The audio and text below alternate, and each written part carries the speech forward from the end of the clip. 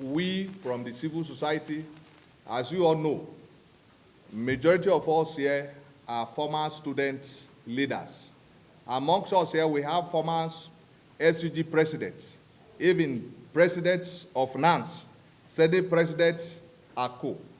And today, we'll be addressing the states of the Union, a federal polytechnic, Auchi, the SUG election. We are going to be separating the fact from the features and the truth from a falsehood. Because we had a very disturbing news that we find it difficult to cohere with. And we read in the pages of newspapers, even in the televisions, that there are some media outfits who report the SUG election crisis in Federal Polytechnic, Auchi, that claims that 2 died. Even our amiable leader, the person of Peter Obi, the immediate presidential candidate of Labour Party, even tweeted, and we became worried.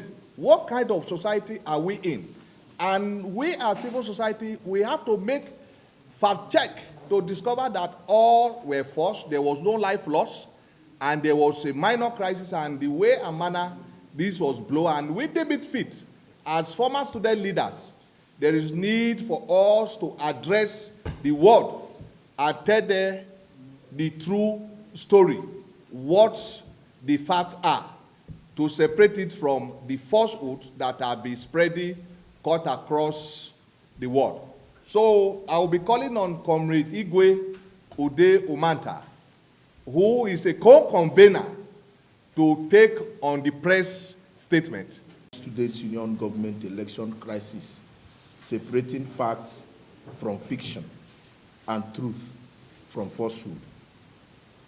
On Saturday, July 5, 2025, the Nigerian public was jolted by a disturbing, trending video and subsequent media reports of violence during the Student Union Government SUG election in the Federal Polytechnic, Auchi, Edo State.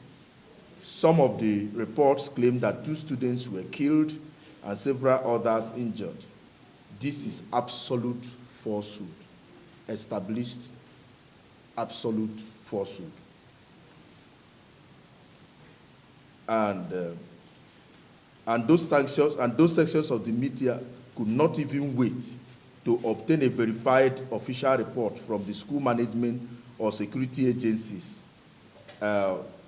before running to publish what, aggravated tension unnecessarily in the institution. And therefore, for those who push this narrative, the media houses, they stand condemned for this undue sensationalism and unethical practice. To worsen the false narrative, presidential candidate of the Labour Party in the 2023 presidential election, Mr. Peter Obi, poured petroleum into already raging fire, lit by fiction and falsehood. Mr. Peter Obi's irresponsible intervention heightened anxiety among parents, guardians, and the public, who felt that the students are facing grave danger or dire security challenge. This unnecessary aggravation put more pressure on the school and Auchi town due to overstress anxiety. Though we are aware of Mr. Obi's political attention-seeking schemes, which are within his rights, we are so worried about why he will post an unverified news, even when he can easily access institutions that can give him the correct information. For a man who always charged us to go and verify, this is distasteful because we have verified and the result is the very opposite of what Obi posted. So we dare say that Obi lied, and this time he lied hard. For a person of his standing, we feel very, very worried. We feel ashamed that he got into this unnecessary crisis due to attention seeking. We hope that he will have the humility to apologize and retract his statement one does not understand why a man of Mr. Peter Obi's public and political standing could jump on a bandwagon and totally demarket and smear a thriving institution like Auchi. We, however, commend a few of the media who exhibited circumspection and professionalism by waiting for official reports before broadcast or reportage. Their professionalism has been helpful in dousing the tension and encouraging the civil society to find the truth about the incident. The school has already released an official statement concerning the facts of the incident, so we will not belabor the issues since the statement is fact-backed. The institutions, the statements they have made, nobody have come to say anything to the contrary because these are the facts. The institution have also begun investigation to find out internal forces that sabotage security in the school. We urge them to be swift, to be firm, and transparent.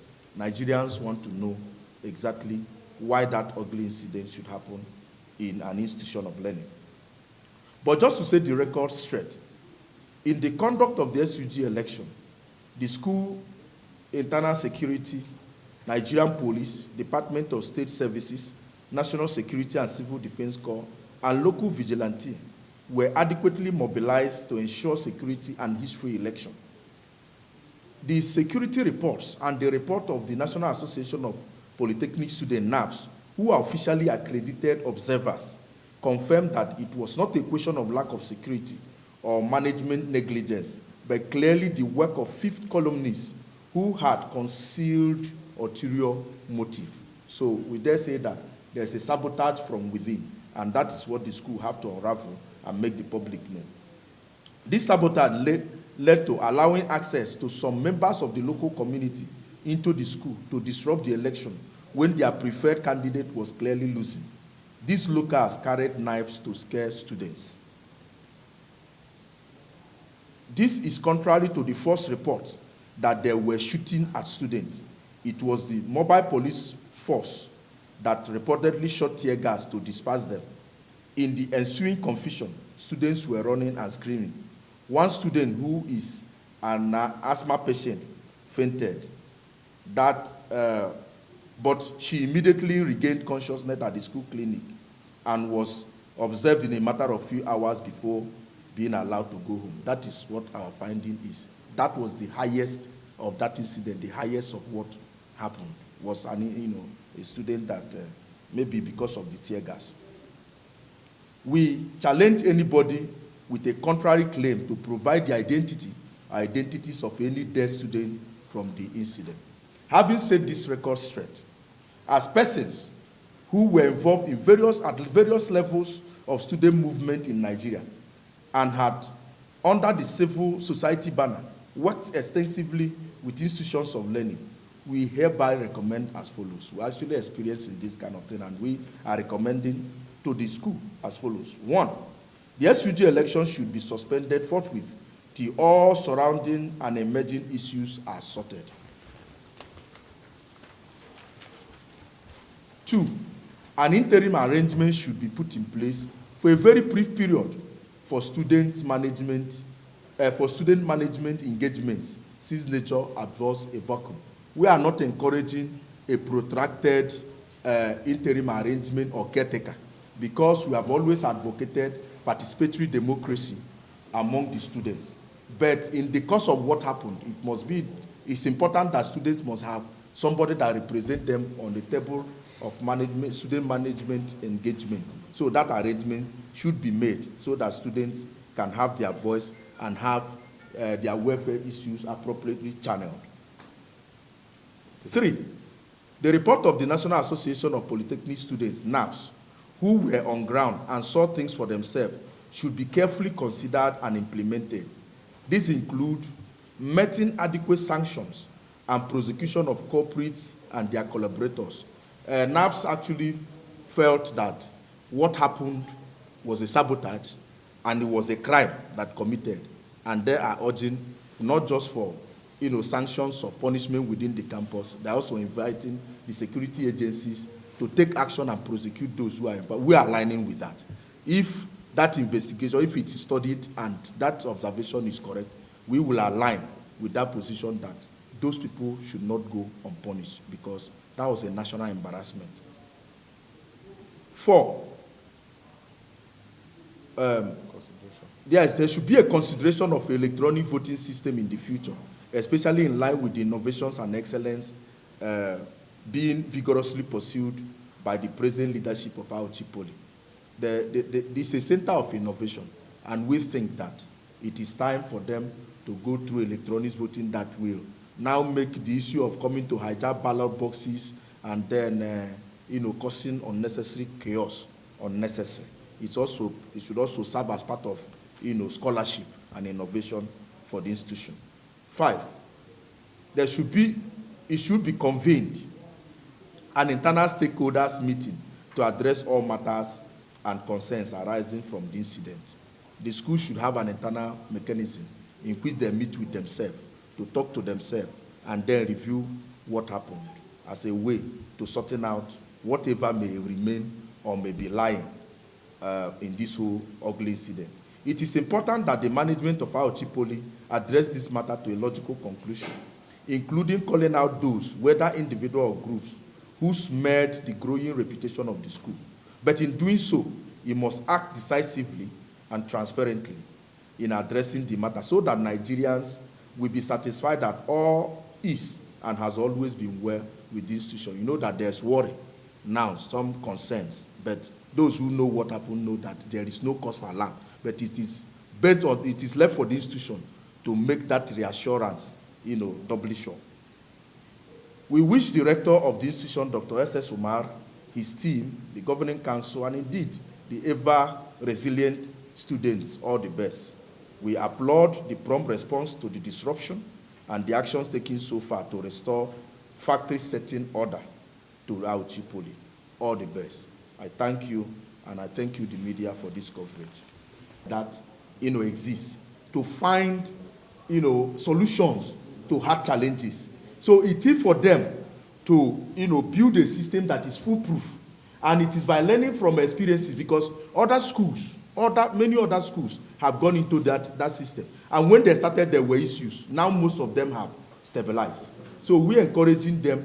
You see, we will not be able to discover new oceans until we have the courage to lose sight of the shore.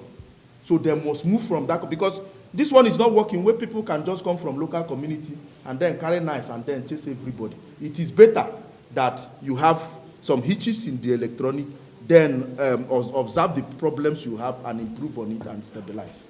Even University of Abuja here, when they started there, I got involved because I was SUG president there. Now I don't have concern going to monitor, because over time they have stabilized their system. Nobody goes to bother anybody. There have not been litigation, there have not been crisis, because the system, they have been able to manage it and standardize.